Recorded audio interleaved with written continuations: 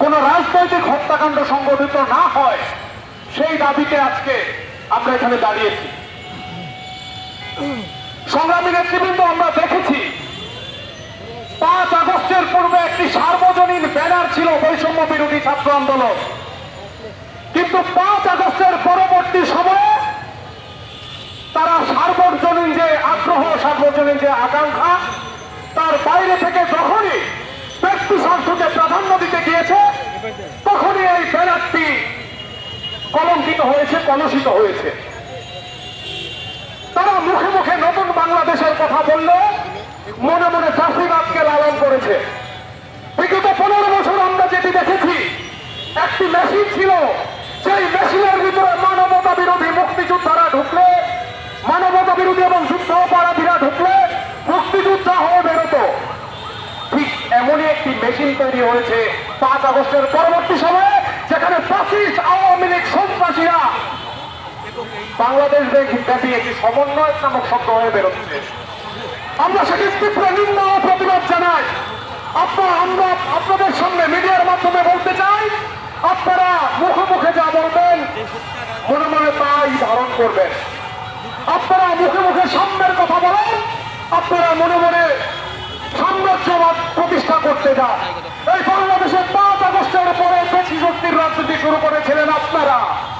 বাংলাদেশ জাতীয়তাবাদী ছাত্রদল প্রত্যেকটি সময়ে ধৈর্য ধরে চেষ্টা করেছে সকল ছাত্রদের মনের ভাষা বুঝে নতুন নতুন কর্মসূচি বাস্তবায়ন করার জন্য।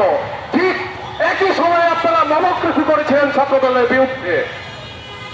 একই সময় ছিল আপনারা বলে বেড়াতেন যে ব্যানারের জায়গায় ব্যানার রয়েছে, ছবিগুলো চেঞ্জ হয়েছে। সেই আপনারা এখন বাংলাদেশে গ্রাম থেকে শহর প্রত্যেকটি অঞ্চলে পোস্টার সাজিয়ে পুরো দেয়ালে দেয়ালে পোস্টার সাজিয়ে সাজাচ্ছেন যে আপনারা বলে বেড়াতেন জাতীয়তাবাদী ছাত্রদল পুরাতন রাজনীতি করে।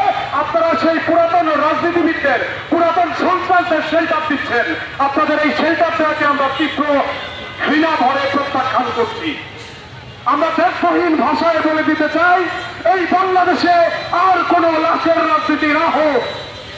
আমরা স্পষ্ট ভাষায় বলে দিতে চাই, এই বাংলাদেশে আর কখনোই কোন শিক্ষার্থী কোন সন্ত্রাসী আঘাতে নিহত না হোক। ঠিক একইভাবে আমরা আপনাদেরকে আহ্বান জানাতে চাই, হুট করে মন্তব্য করে বসবেন না।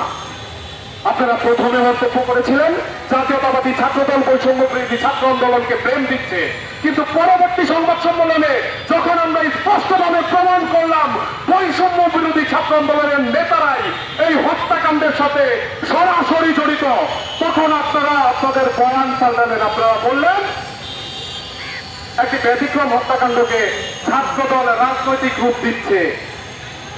রাজনীতি বলতে আপনারা কি বুঝেন? এই দেশে যখনই ক্ষমতার লড়াই আপনারা শুরু করেছেন, তখনই আপনারা রাজনীতির মধ্যে ঢুকে গেছেন। ক্ষমতা চর্চার রাজনীতি আপনারা করবেন, আর আপনারা ছাত্রদলকে রাজনীতি থেকে বিরত রাখতে বলবেন। এই ধরনের আপনাদের মনোভাবকে আমরা ঘৃণা করে প্রত্যাখ্যান করছি।